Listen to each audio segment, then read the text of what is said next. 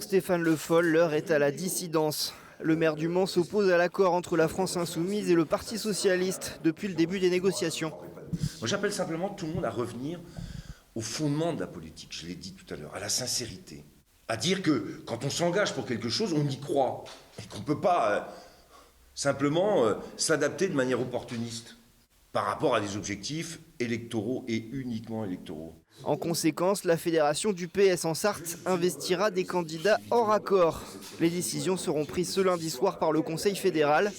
Stéphane Le Foll, lui, ne sera pas candidat.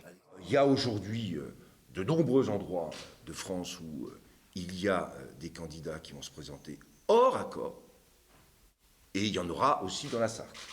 Mais ces candidatures hors accord sont des candidatures de sincérité, je l'ai dit, par rapport à ce qu'a été l'engagement du Parti socialiste pendant toutes ces années.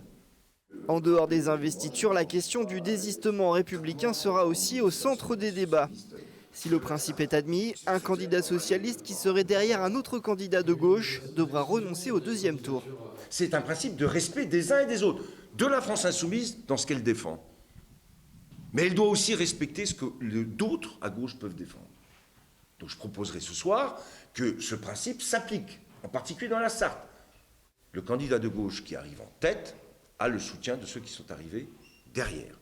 Malgré son opposition à l'accord, Stéphane Le Foll souhaite rester membre du Parti socialiste. De son côté, le PS a annoncé l'exclusion de ceux qui ne respecteraient pas l'accord d'union des gauches.